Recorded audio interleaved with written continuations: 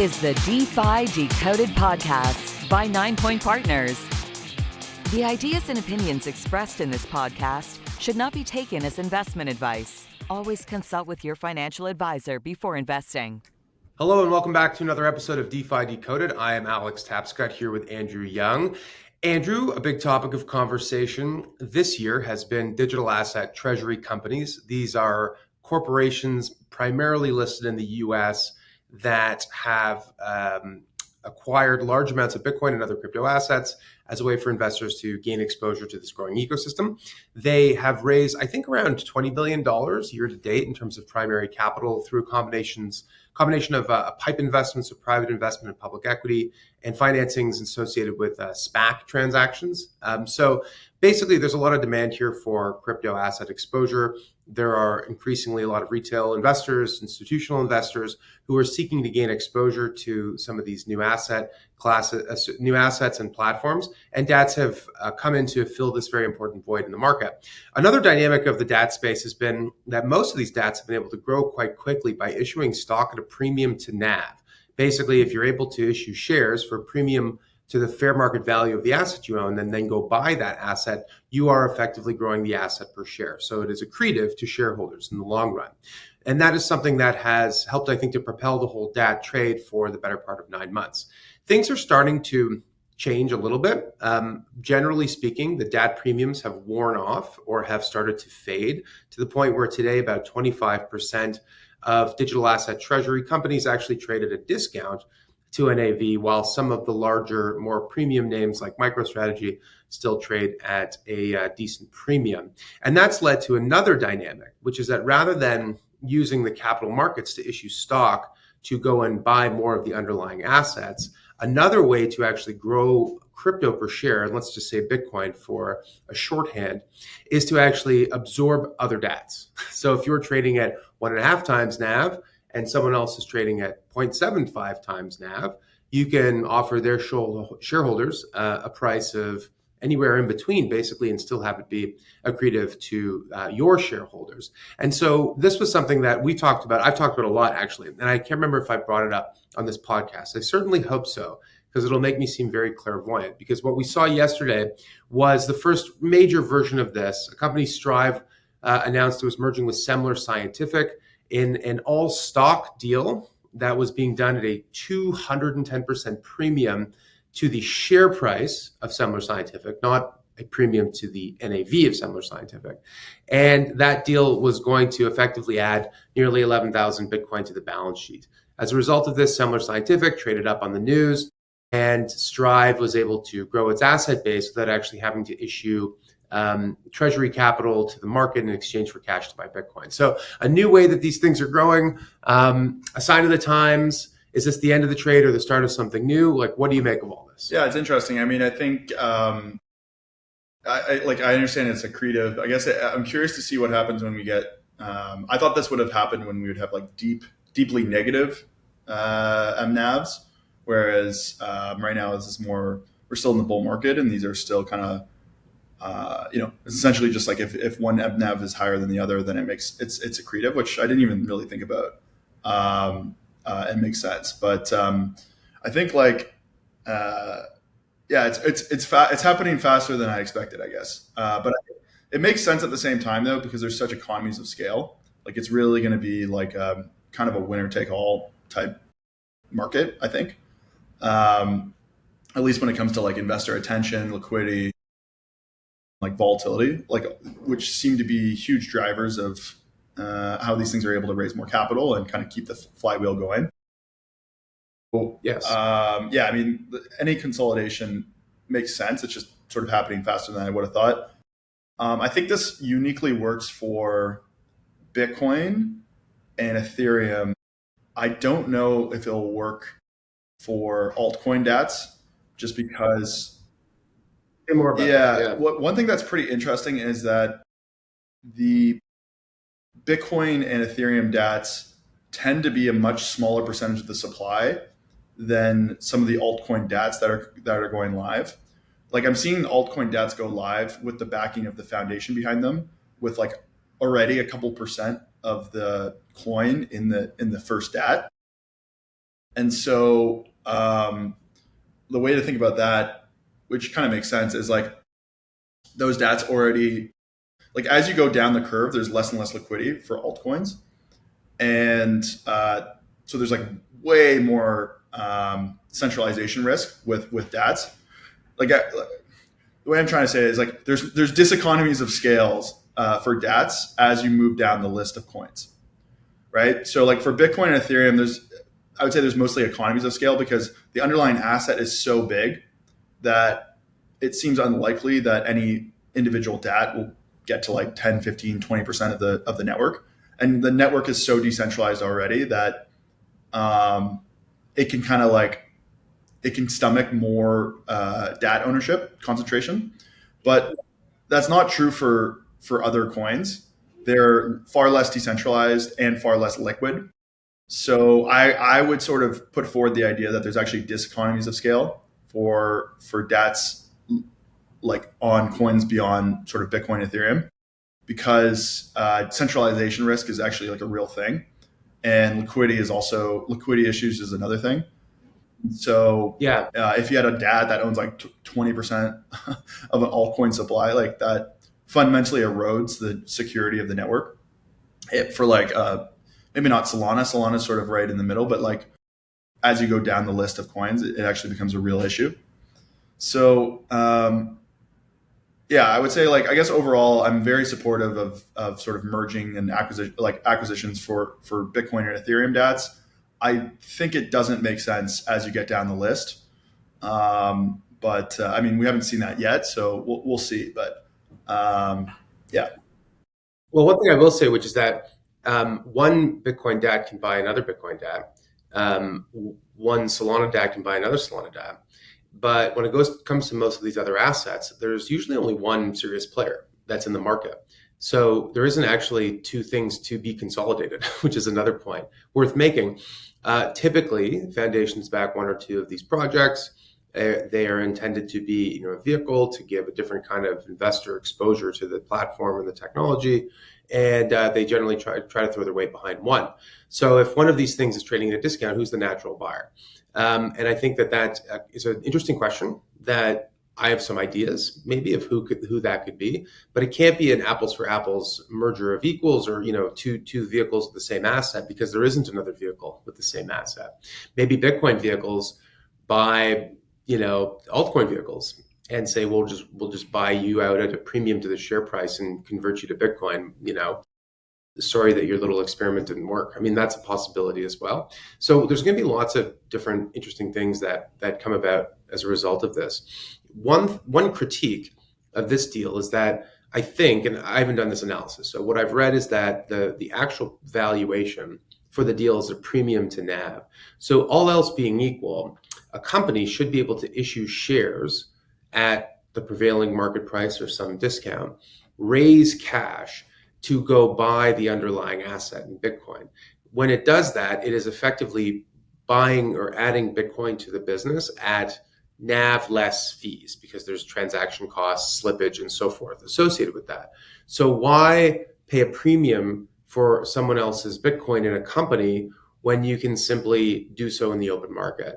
It's a good question. There are a couple of answers. Sometimes companies have tapped out their facilities, their ability to raise equity. You have to file shelf registration with the regulators, and maybe they've used all that up and they're doing a merger acquisition as an alternative. That's one hypothesis, which I haven't researched, but that's an idea that I have. Other idea is to acquire the shareholder base of that company. To expand the number of shareholders that you have holding your business, which maybe makes it easier to raise capital in the future. So there's all these other reasons. But I think we're going to, the long and short of it is we're definitely in the beginning of DAT M&A season, which, I used to work in investment banking. This is a pretty good trade. You spend the first 9 months issuing all this new stock for companies that intend to go out and buy Bitcoin. Then when some of those companies trade below fair market value, you roll them all back up again, which is sort of interesting. I wonder if anyone would consider like a take private. That's one thing I haven't explored too much. But like if you had, I don't know, like a Bitcoin trading fund or something, and you could acquire Bitcoins at sort of a discount to NAV, if that were possible, would you do that to roll it into like a fund that was like trading Bitcoin or something like that? I don't know. I think there's going to be a lot of weird stuff. I think that we're going to, like, not weird, but interesting and novel transactions that will come about. So I think that makes sense. It's kind of like actually what happened with Ethereum. I think it was called Ethereum Capital, which was like a Ether DAT effectively. Yeah, Ether Capital, like the early iteration of that. So 2017, before DATs were even a real thing, I think, or 2018. I believe it was SomSafe. They raised like a $50 million fund to buy Ether. And then it started. Yeah, most people like SomSafe's a Canadian. Yeah, exactly. I mean, probably some of our audience actually is familiar with that name or maybe even invest in it. But and then they had some issues, or not issues, but like the Stockton, like during the 2018, 2019 bear market, liquidity's like naturally dried up. And I believe they ended up converting it into an ETF. So like that also makes sense. I mean, it makes sense if it's trading well below sort of like 1x MNAV, then that actually does make sense. I just, again, like, so, and also on your point, totally agreed. There's going to be way less DATs for altcoins, but I'm actually already seeing, a lot of fragmentation in the DAT space for altcoins. Like, for example, BNB, I think it has like 4 or 5 DATs now. So yes, maybe they're unique, but I could see the same thing with AVAX. They just announced like a huge DAT. If that's really successful, like for sure, there's going to be other people, coming out, I think. So like, it's not crazy to think that like, if the market continues to trade well and trade these things pretty well, like there will be more and more DATs. My main thing is I'm just like, what I'm really flagging is that the altcoin DATs will almost certainly have way more torque, because they're going to be, it's easier for them to acquire a much larger percentage of the total token float. And then these things are also like inherently less liquid. So you need less capital to really drive more price appreciation in the token.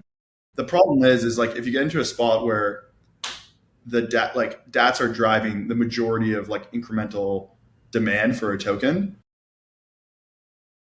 then like what has torque on the way up also has torque on the way down. So like that, I think, is where things get interesting.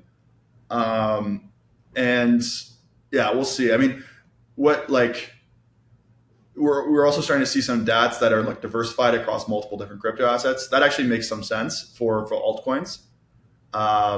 So I think that's like an interesting approach as well, to sort of be like, diversify the DAT base. It could be one way to like prevent that. But I don't know. I think on the way up, this is going to be like, you can see the torque on the way up. And then when we get a bear market, whoever can survive, there will be a lot of opportunities. Like, that's the thing. If you're a DAT and you can get quite big during the bull market, I think the bear market will flush a lot of people out, because a lot of these DATs will naturally trade below MNAV, just due to like illiquidity, bearish sentiment. If you're a smaller DAT, you have a higher cost structure relative to your assets.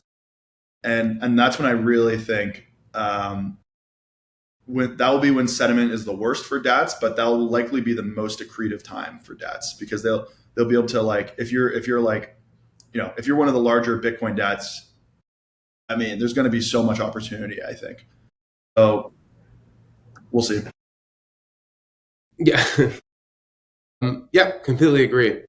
Let's change and pivot to another topic, which something that I'm interested in, and maybe I can tell you a little something about what's going on in the US, which is that right now, you may remember the Genius Act that was passed a few months ago, bipartisan vote, both chambers of Congress, and that act basically created some rules of the road for stablecoin issuers and for stablecoins more generally in the US. One of the things that it did was prevent stablecoin issuers from paying interest through to token holders natively on chain.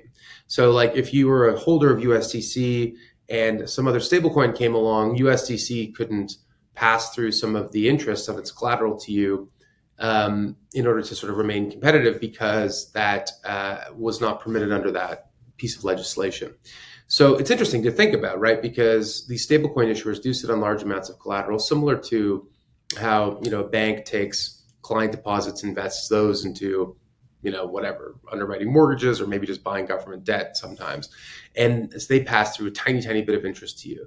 But stablecoins, because they have a much more efficient structure, could potentially do a lot more than that. So that was not permitted under that law. What ended up happening, though, is that there was an exemption of sorts, where basically if you were an account holder on a regulated platform, that platform could pay through points to you effectively, like not native interest, but some kind of reward. So for example, like if you have USDC on Coinbase, you can receive interest on those deposits that you have on the exchange. Now, there's some new legislation that is coming in front of the Congress in the US again. This time it's called the Clarity Act. And the banking lobby, the American Banking Association, and some lawmakers are trying to basically almost, it seems like, roll back some of those provisions that allow you to pass through some, benefit to being a stablecoin holder, arguing that, that's a form of banking, and that there could be risks to the banking sector if they do that.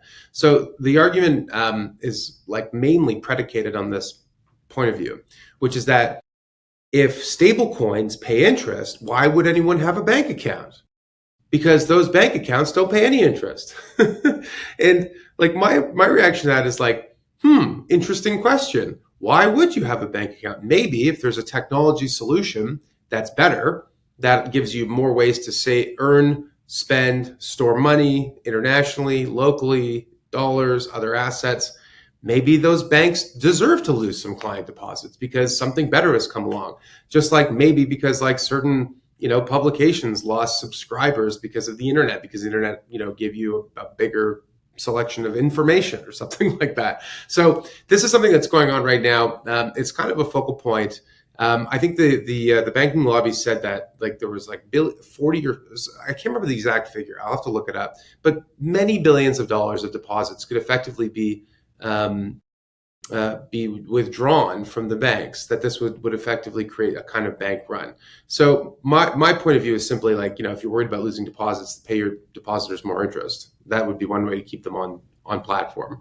Another thing would be try to adopt some of the technology tools that these innovators are using. So I don't know if you've been following this at all that much, but it's a pretty interesting debate, because it kind of, to me, it cuts right at the heart of what is the purpose of creating these regulations? On the one hand, you want rules and regulations that do not create new sources of systemic risk in the system.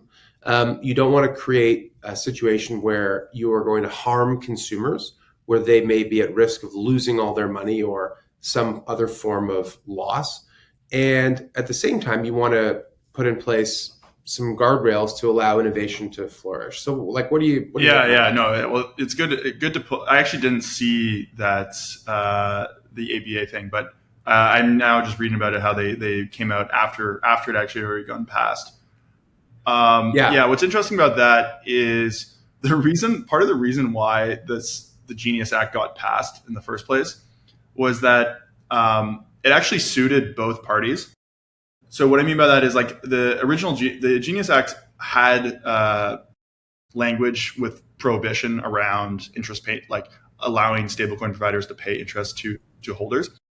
And that actually benefited both sort of the ABA, i.e. banking lobby, but it also benefited the main stablecoin providers, because it effectively means they have to keep their entire profit margin to themselves. So that was one of the reasons that was the Genius Act partly kind of got through, was that both sides benefited. The only side that really lost out was, future startups. So it was kind of like a classic regulatory capture type.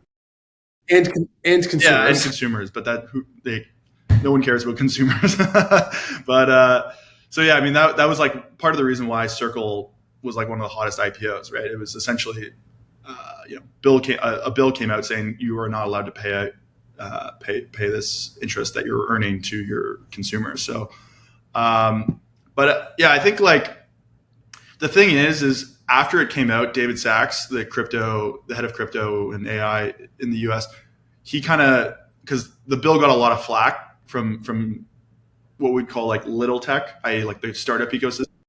Yeah. Saying, hey, like Yeah. this like, Totally. classic regulatory capture or what's going on. And his whole thing was like, well, this language is not overly prohibitive. There's still he essentially said there's like loopholes where they could pay out rewards, right? Like we won't pay out interest, but we can pay out like perks and other types of financial and monetary rewards. Yeah. Points and perks, right? All It's this like, other stuff. okay, we won't pay you interest, but we'll pay you an amount equal to the interest you would earn. And that's, I think, what the ABA has kind of come out and sort of realized is that there's sort of like loopholes in the language. I think, going back to your point, the other bill that got passed at the same time was essentially preventing a CBDC to get issued as well, which is one of the other main things that the banking lobby wanted, because the CBDC is like, in effect, would kill both stablecoin providers and banks if you could just like have a bank account. Essentially, if you could have a stablecoin provided directly by the central bank. I don't really think CBDCs are actually going to come into fruition. Maybe a little bit in Europe because people seem to be really pushing there. But just because I don't think the central bank wants to get in the business of like having a customer support, like running the interface of a banking system. You know what I mean? Like imagine if I there's no way. Like there's just no way they want to be the intermediary. Like it's too much of a like. Yeah, to me that. I mean, I think it's a little bit dystopic if we do go towards CBDCs, but I also just don't think it's realistic when you actually think about the implementation. Like the central bank is going to be running its own customer support channels. You know what I mean? Like it just doesn't, and like all the issues that come with banking. So, I think like that's why I think, to be honest with you, like stablecoins and banks are going to coexist in this future, because banks are essentially the way we interface with the financial system. It's also a little bit different. Like, stablecoins are easier to use for sure, but if you're holding like $100 million, you don't hold $100 million in a stablecoin. Like you want a bank to be there. You want someone you can call who's going to be custodying your money for you. I just think like in that context, there's always going to be third-party custodians for large holders of wealth, and just to be honest with you, for everyone, I think like people. The thing about stablecoins is like, probably even more so for small. Yeah, exactly. Like, right, like if you're like if like 5,000, if all you have is $5,000, like you don't want to be necessarily keeping it in your wallet, right, in your physical wallet or on a digital. Yeah, I mean, if we do move into a world with that, then personal security will actually become everything, because effectively everyone's becoming their own bank, which means like everyone needs to have bank level security on the physical and cyber side. I just don't see that happening. So yeah, I mean, I think like it's funny because I have this conversation all the time with I would call it whatever you want to call it, the boomer audience, about how stablecoins, and I used to be on the side of like, oh, stablecoins are going to completely disrupt banks and all that type of stuff. And I've now maybe I've just been arguing with them too much, but I sort of see the other side, which is like the banking system provides a lot of peace of mind, and that fundamental role of being like a custodian that, especially in Canada, is essentially like backed by the government. I mean, both in the US too, gives you a lot of confidence. So I think the only way that we'll really move away from the banking system is in a world where like what we call like a hyper Bitcoinization, where fiat currencies just collapse generally across the world. But I just don't like, that's not happening anytime soon. I mean, maybe it will, who knows? But yeah, I think like in a world where it's any other world where, that doesn't happen, then the banking system will be kind of the interface, because like they provide it. Yeah, I think you're right, though. I think, you can have banks and also have stablecoin innovation that allows for benefits to be awarded to users for their loyalty, for example. Like there are lots of credit card issuers where you receive rewards in the form of air miles and cashback and all sorts of other things, right? So to me, the idea that if you're a habitual user of USDC, you store value in USDC, you make payments in USDC, that you should be rewarded in some form for being a customer of that company. And one way to do that is through a partnership with an airline and the payment of points. That to me seems pretty reasonable, right? And that's actually I think that's where the debate is landing at the moment. It's not even the pathway of interest per se. It's about adding certain benefits to the utility of the actual products. Anyway, it's great. To me, this is evidence almost of the maturity of the whole sector and of the debate. This feels like a really interesting debate, right? And I think that this is the kind of thing that should be really discussed and debated, because there are obvious benefits to this technology, and why are we getting in the way of innovation? But we are talking about finance and assets and people's savings, as you rightly point out. So we got to figure out Yeah, I mean, I think so. I just now to counter my own point, I think I think the counterpoint to this would be in a world 4-8 years from now, whatever, totally different political cycle. We have annual 2% wealth taxes, sort of the risk of government sponsored seizure of assets, whether that be through wealth taxes or just much higher taxation in general. That's probably a world where more and more money moves to stablecoins and also just crypto assets in general, because they're inherently bearer assets, right? So you can people can hold them directly. That's probably where the offshore finance aspect of crypto really starts to take off again. But we're not there yet, and I think because in that world, then maybe it does make sense to move more and more of your money into sort of stable coins as well, and then from there, the way I always think about it is once there's enough stable coins, then on-chain treasuries will take off, and then eventually tokenized stocks will take off as well. But I mean, we'll see. I think we're not really in that world yet, and so for the meantime, I'm not I understand the sort of the fear from the banks, and if you're a shareholder in the banking system, you definitely want them to fight the stablecoin side, but I wouldn't worry too much. I mean, this will be mostly, I think the one you probably want to worry about actually is if you're a Visa or MasterCard shareholder, because I just don't see people storing a huge amount of their wealth in stablecoins. I see people doing a ton of transactions in stablecoins. If anyone's ever sent a wire and then they've done the exact same transaction with stablecoins, they completely understand what I'm talking about.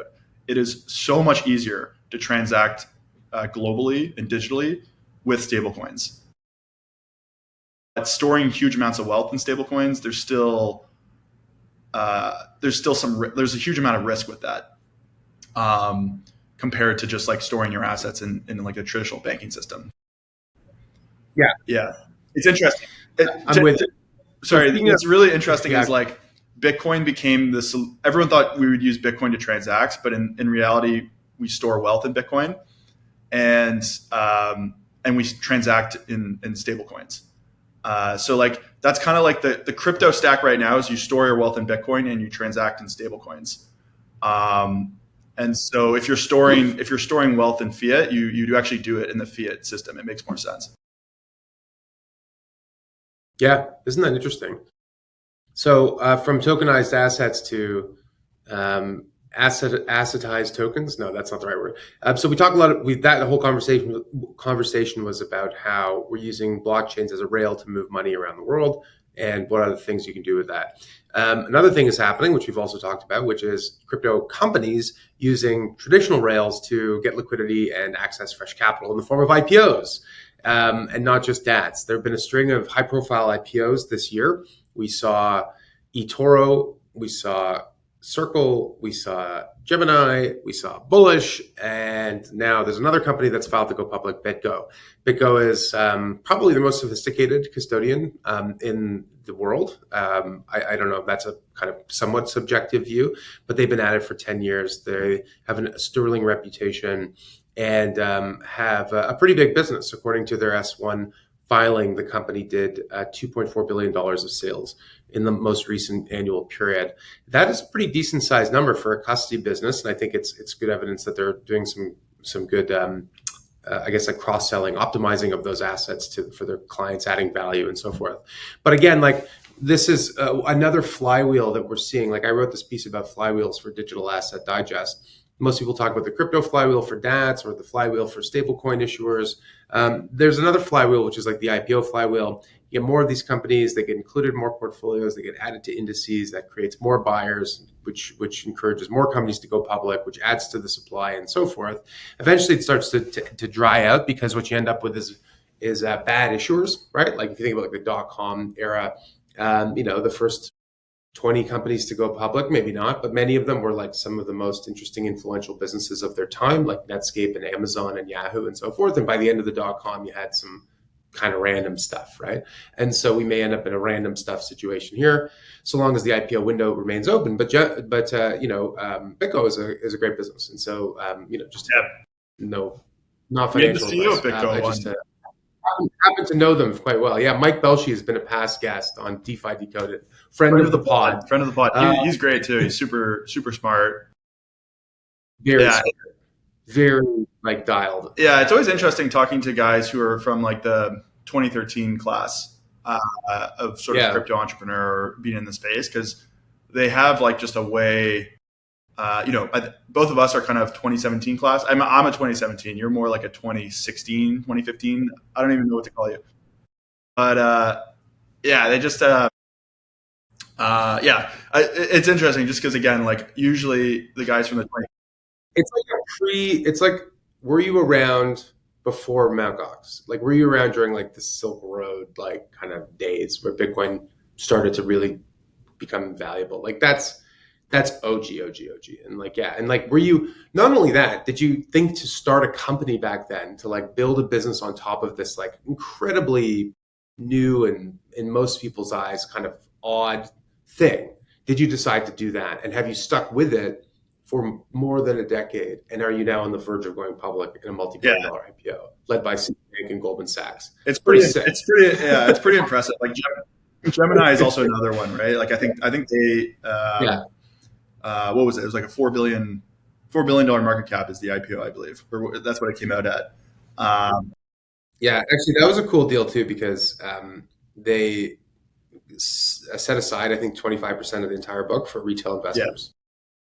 Which, as a platform that caters to retail institutions, I think they were trying to say, both we don't want to be cutting out a group of people who want to support the stock or the business. It's pretty smart too, because Gemini doesn't have that much of a retail following, given that it was always kind of like the institutional crypto exchange.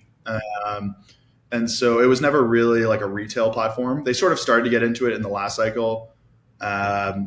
With like their lending products with Genesis and stuff like that, but that obviously ran into some issues. But I mean, I think so. It makes a lot of sense to try to get retail involved. But yeah, I mean, I think going back to that, the 2013 class tends to be very skeptical and typically Bitcoin only type people. But obviously, BitGo has expanded beyond just like a pure. I believe initially they were like a Bitcoin only custodian. And now they're like, now they're like fully, so it's cool. DeFi, like trading, OTC, prime brokerage, you name it. I know the business pretty well. So like it's. What do you think? Okay, I mean, we don't have to talk about BitGo specifically, but what do you think about the custodian model just generally? Like, do you see that as like a growth area? Is that more like almost like the equivalent of like a utility for crypto, something that's like steady growth, not huge margins, but also incredibly defensible? How do you think about the centralized custodian business as just a pure standalone? Well, it's a great question. And I think that there was a conventional view that this was a business that was going to get commoditized and that it was not going to be, a particularly profitable model because anyone can do it. well, not anyone could do it. There would be more competition, which would drive down the pricing.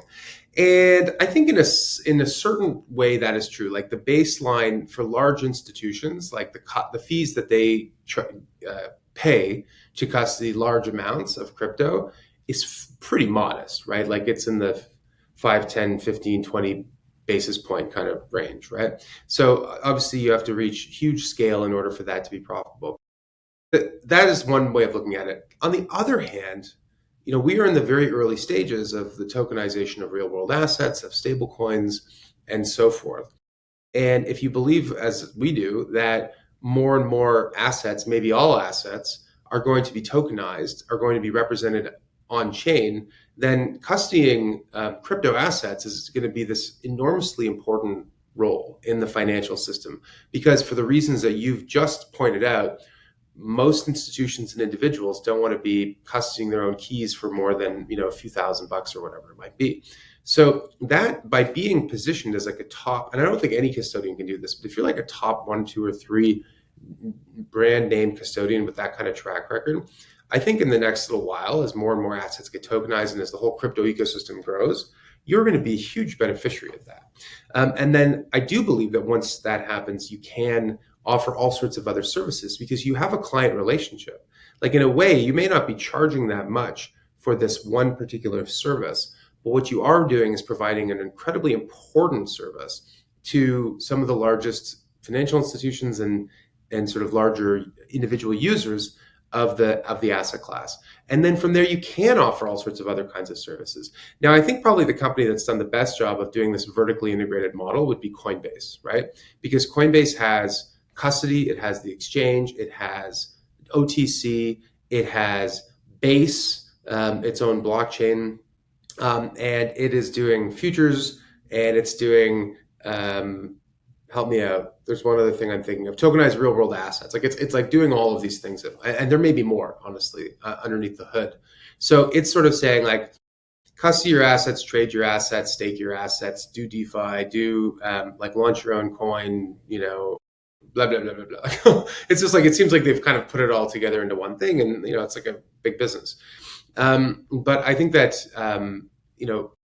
so that's an example of how you can make money, I guess. Doing So sorry to interject, but yeah, no, I totally agree. I mean, I think the custody business on itself is not overly exciting, but it gives you an incredible amount of distribution for all of these other things, right? Like if you're doing like a tokenized stocks or token like RWAs, you would want to go through like a custodian distribution because they have like access to all the assets.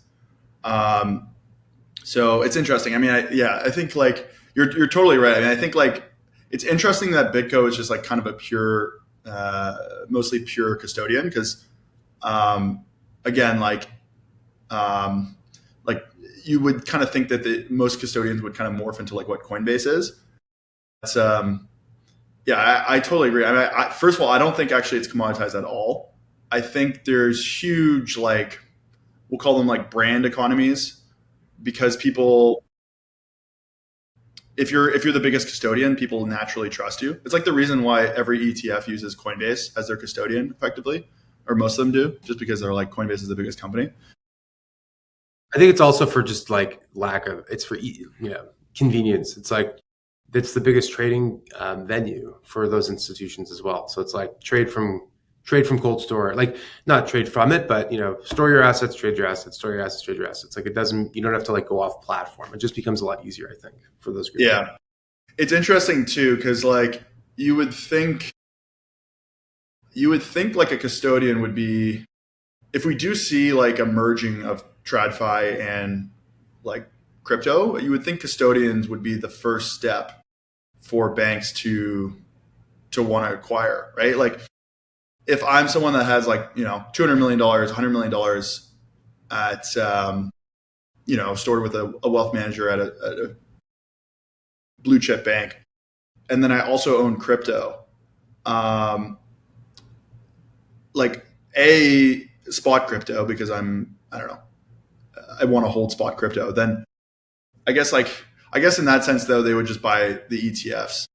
instead of having the banks hold spot crypto for them. So I guess that kind of answers my question. But the thing is ETFs are only really, we only have ETFs on a couple assets at the moment. So I guess, I'm sort of answering my question in real time. But you would think that spot crypto holding, like custodianship, would be a big driver for banks. I mean, if you were like a wealthy asset holder, it's much easier to just have everything stored in one spot versus having like a special crypto account with a custodian that the name of custodian that you might not even know or trust. So I mean, we'll see. Well, it's going to go public, so we'll see what the market prices it at. But good business, and excited for those guys. I don't know. That was it for me, Andrew. Anything else you wanted to chat about today? Well, you sort of briefly mentioned it, but Base announced plans to launch their own token. Oh yeah. So is there any more information on that? Like specifically, Coinbase shareholders have any piece of this?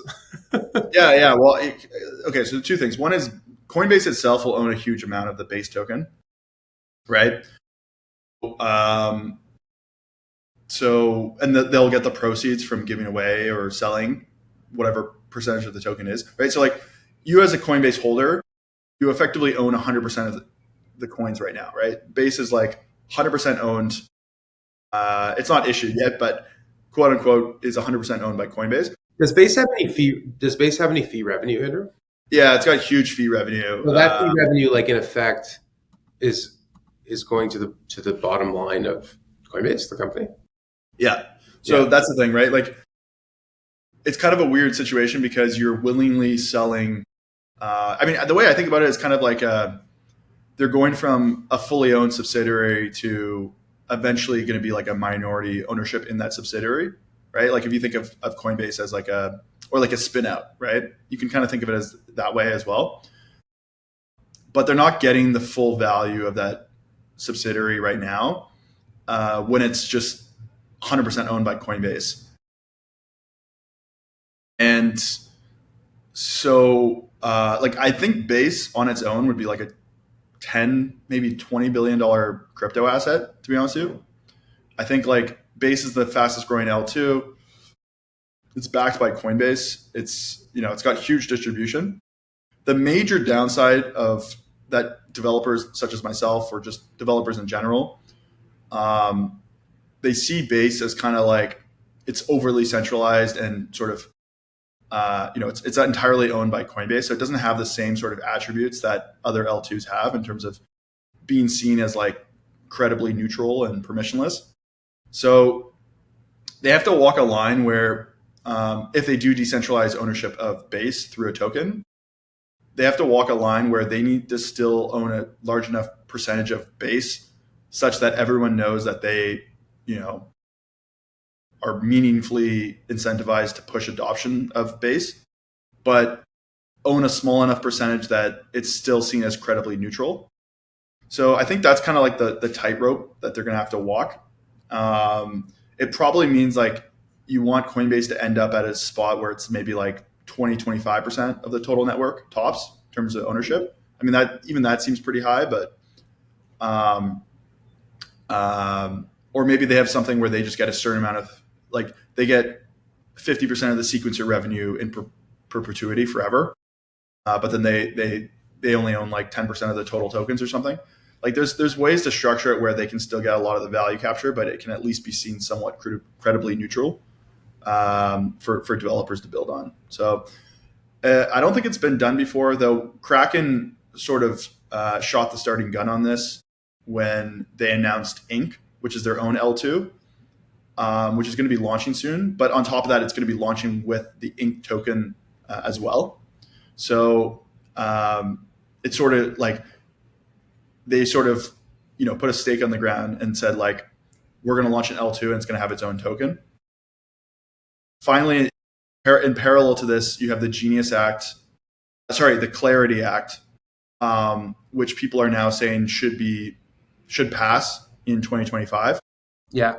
And that essentially like outlines how tokens can be treated from like a regulatory perspective.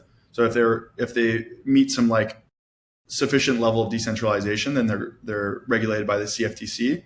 Otherwise, they're seen as like equity and regulated by the SEC. So I mean, there's kind of like a perfect storm in terms of regulatory climate for Coinbase to do something like this. And I continue to think that this is a potentially huge unlock for them, because it's not hard to imagine that this token is like a $20 billion asset. That Coinbase's entire stock market cap, I think, is like 80 billion right now. So we'll see. Well, that's always been our thesis for the stock. One of the parts of it, which is just that, like, I don't think the TradFi investor knows how to properly value like an L2, and it was also, to be fair, very unclear like how this was going to play out, what share of that they may own, where that would like trade at, like what would the price be. On revenue metrics alone, you don't get to that big a number, but we know that crypto assets don't trade on fundamentals alone, sometimes not at all. And so like Base as the leading ETH L2, launched and backed by this huge company with all this, momentum, to your point, depending on the market, could be as valuable as the top 20 L1 potentially, right? Like I can see that happening quite easily. For sure. I mean, like to give you some numbers, BNB, which is the coin for the BNB chain, and then there's also like value passed back from the. I don't think that's apples to apples, because there's no like shareholder base of BNB. No, there is. So like Binance has this model already. They have like a dual structure where the equity in Binance is actually it's not traded anywhere, but there is they have raised money into it actually, and it's sort of like there's even rumors of Binance doing an IPO, in which case they would have this dual structure where Binance equity would be public, and then you'd have BNB, which is like the gas token of the BNB chain, as well as there's some value passed back from the exchange to BNB. And that's a $141 billion market cap token, right? So do we think Coinbase's token is maybe worth 20% of that? I mean, it's not hard to imagine that. And in which case this is like a $30 billion crypto asset, which is worth like, $120 of Coinbase stock in terms of value. It's not hard to imagine that this could be like a $50 billion thing. You know what I mean? We really don't know. I would say like 10 billion is probably on the low end, to be honest with you. Obviously, this is not financial advice, all those disclaimers, but I'm very bullish on Base. It's like one of the fastest growing. It's the fastest growing L2. It's the most successful one. I mean, it's not. If you look at BNB, I mean, another way to think about it would be just like where do you think this would be in the crypto asset space, right? Like, would it be higher or lower than like Cardano or Tron, both of which are $30 billion market cap coins? It could easily, if it's top 15, then it's right away, it's like a $15-20 billion asset, which like you would think the token for like the biggest US exchange, it has a chance of being in the top 10. So at least on like an FTV basis. Anyways, I'm very bullish on Base. We'll see if the market agrees or not. I think it's kind of the classic like spin out